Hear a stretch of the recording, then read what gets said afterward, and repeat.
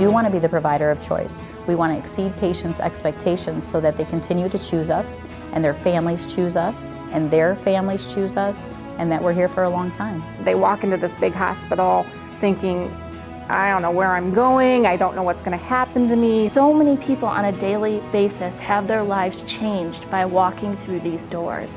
This is where the community comes when they need help, when they are hurting. I think that patients have an expectation that their needs are met, that their health care is met, that they are met in a friendly way, that people are courteous to them at all times, and that should never cease for them. I've been a patient, I've been on that other side.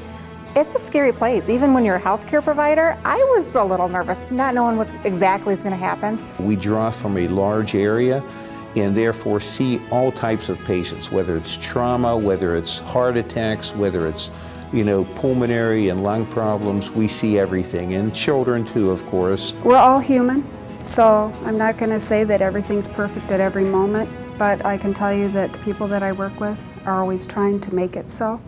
I promise to walk in their shoes.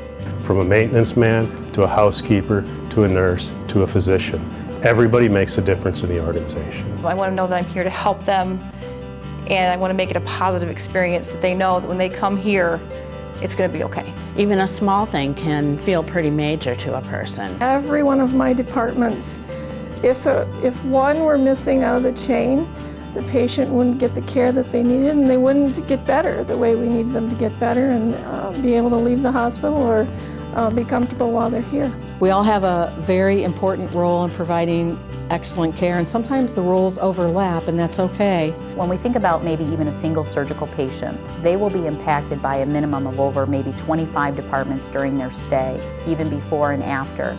But they'll only form one experience. So every single person getting it right every time is so important. I promise to see with their eyes. I promise to see with their eyes. Everybody has an impact on that patient, whether it's directly or through their family.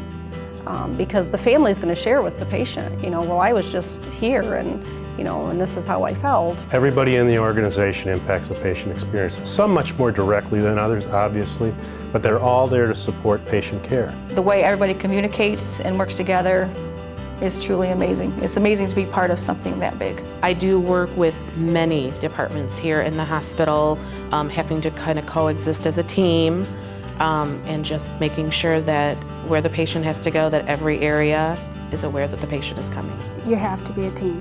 Everybody helps with the admissions, everybody helps with the critical patients. We get reports so that everybody knows what's going on with everyone's patients, not just theirs. It's just a great team. We've gotten a lot more into caring for the patient as a team, bringing in the entire staff, having it where the nurses work with the doctors, working with everybody else. We're all on the same page. The staff are like family, and we look out for each other.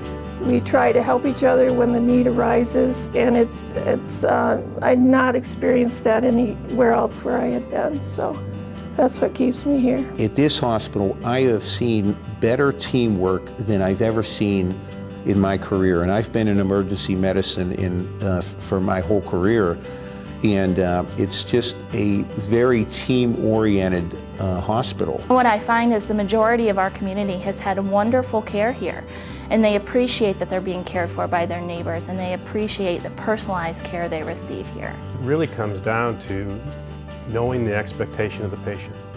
When I talk to new employees, and I talk to all of them when they come into the door, about what patients expect, we know what they expect, they tell us. And what they tell us is they expect the little things, the things that all of us can deliver on, every person in the organization. And that's really common courtesy, a little step above and beyond, taking care of a family member, stopping somebody in the hall and asking and giving directions. It makes a difference, and those are the things that they remember about the organization. Was it a friendly, inviting, caring organization? One of the stories that I like to tell is I had a lady that came in and she was distraught. Her husband had end stages of chronic obstructive pulmonary disease.